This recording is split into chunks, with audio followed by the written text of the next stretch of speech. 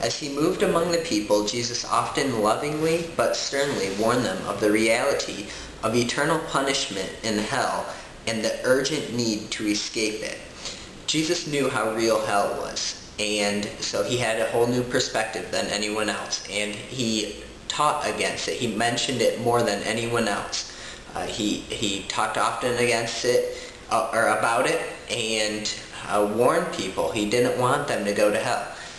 He told the story of a rich man and then a poor man named Lazarus, and the rich man died and he went to hell, and the poor man was in heaven, and the rich man said, "Send Lazarus to just dip his finger in cool water and touch it on my tongue," he said, "because the fire is so hot."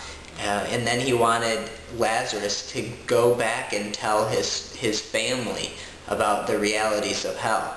But Jesus said, if you don't believe, or God said, if they don't believe the law and the prophets, or what Moses wrote, the Old Testament, then they're not going to believe someone that goes back from the dead.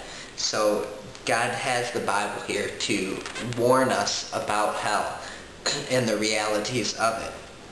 And the Bible vividly describes it in Mark 9, verse 48. It says, "Their worm does not die, and the fire is not quenched." Hell is going to be a horrible place. It's a place of conscious suffering, and once people are in hell, they cannot escape it. There is no way. It's either you are saved from hell or you're not. Now, some people think that hell is just so harsh that a loving God would not send anyone to hell. But you got to remember the characteristics of God. He's a holy, just, righteous God. If you were to go to court and you were to judge all the judges, which one is a good judge? If someone went before the judge, say a murderer went before the judge, and the judge just said, "Hey, go free," would he be considered a good judge, a righteous judge? No, he would not be fair at all. You would say that guy needs punishment.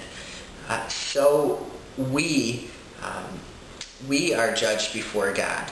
And if you look at the Ten Commandments, just take lying for instance. Have you ever told a lie? Yes.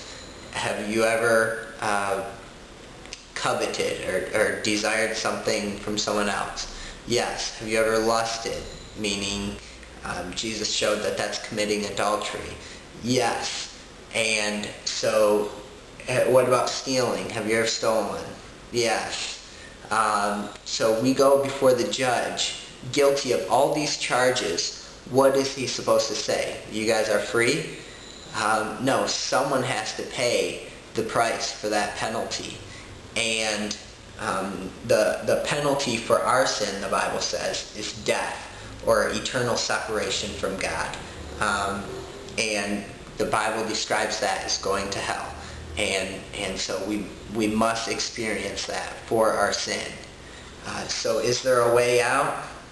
Yes. But we will learn that later. If you're dying to know, let me know and I'll tell you more about that, or point you to where you can know more about that. Several times when Jesus declared that he was equal to and one with God, some people were greatly offended and attempted to kill him. For a mere man to claim to be God was one form of blasphemy, making themselves equal with God. And the penalty for blasphemy in that day was death by stoning. And so here we see in several passages in John that Jesus claimed to be God. 1 John 5, 16 through 18. And we see in verse 18 it says, "Therefore the Jews sought all the more to kill him, because he not only broke the Sabbath, but also said that God was his Father, making himself equal with God."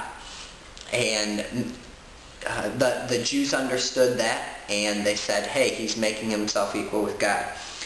John 8, 48 through 59, has the same idea, and in the end, Jesus actually claims to have existed before Abraham had. Now at this time, Abraham had lived 2,000 years ago. So the Jews said, "You're not even 50 years old, but you saw Abraham?" And then Jesus says, "Most assuredly, I say to you, before Abraham was, I am." So Jesus, first of all, claims to have existed before Abraham, but then he uses the word "I am," which are the same words used in Exodus 3:14 when God is talking to Moses.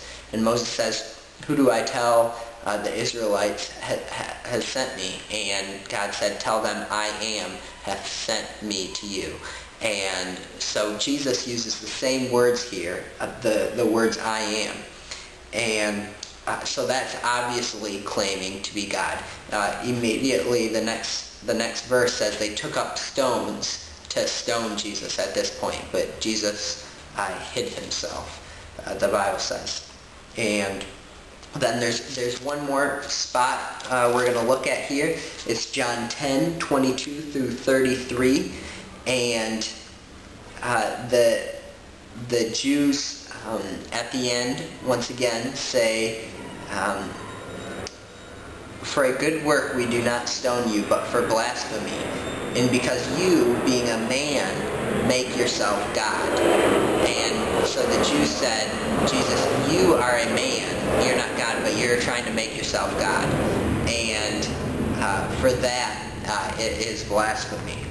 So here we see clearly in the Bible that Jesus claimed to be God. And so now it comes to your decision. One writer said, you have two options here. There's no middle ground. You either believe that Jesus is who he said he is, or that he was a lunatic, that he was crazy, he was off his rocker. Because he couldn't be a good teacher that just claimed to be God and was crazy. You have to either accept him as God or just push him away as a lunatic. And if you accept him as God, that is where changes need to be made in life, and because all of his teaching would be true if he is God.